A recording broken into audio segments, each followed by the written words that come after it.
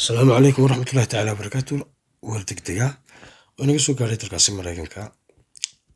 Goob elementary school ah ayaa Toogasho ay ka dhacday xalay toole gelinka dambe ee xaggeena ah subaxa, taasoo lagu sheegay in 14 arday iyo macalinkoodii lagu dilay toogashada.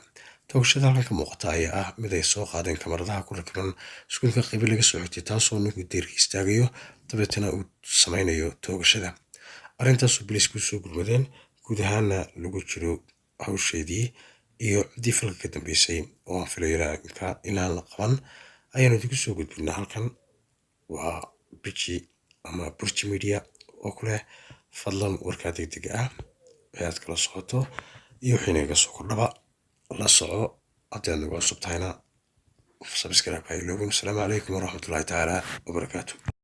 Co-host of The Five, Molly Hemingway, editor-in-chief at The Federalist, and former White House press secretary Ari Fleischer. Ari, you dealt with a number of these kinds of events and shootings during your time as White House press secretary. We've seen them increase over the years. Your thoughts on this day and where we go from here?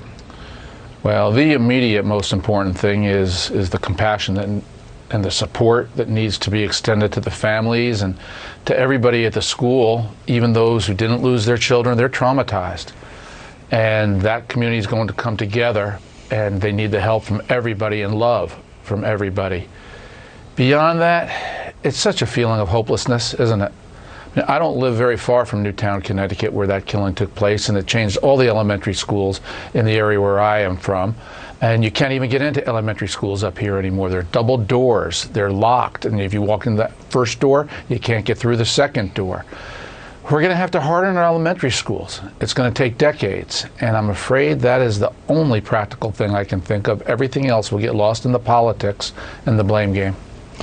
Yeah, which is sad in and of itself. Harold, your thoughts?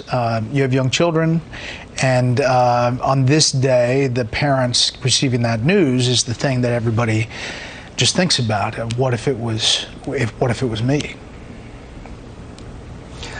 Brett, thanks, and Ari, I agree with you wholeheartedly. My kids were coming in the door from sports as the story was unfolding, as I was beginning to see it unfold on television. And I can only imagine every parent. My kids are 7 and 8.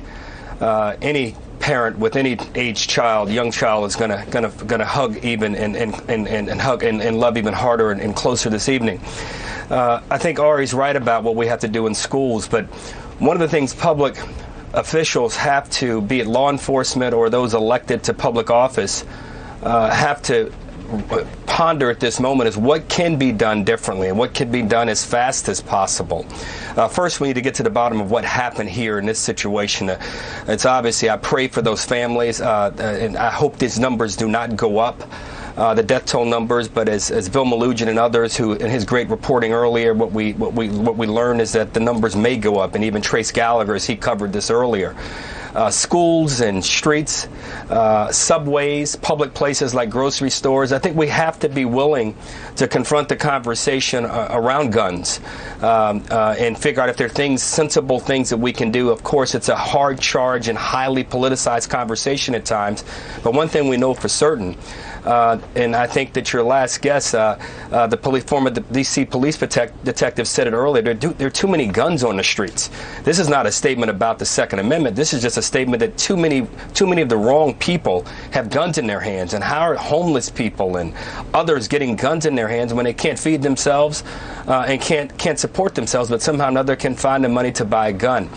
Again, we need to get to the bottom of all this. That there's a lot of heartfelt condolences and other things that are going out to these families in this community, and I certainly don't want to interrupt that. But those in public life shouldn't shirk their responsibilities. We need to have these hard, uncomfortable conversations about what we can do to prevent these kinds of things from happening going forward. Molly? I do think at times like this, people sort of take comfort in talking about political answers to what's happening at this school and in so many other mass shootings, and that's fine. I mean, restoring peace and order to our society, it is a political question and it does need to be debated. It's also true that this is evil and that there are things beyond politics that we need to do. we just seem to be a completely broken country that does not love one another. The person who committed this horrible act is responsible alone for what happened.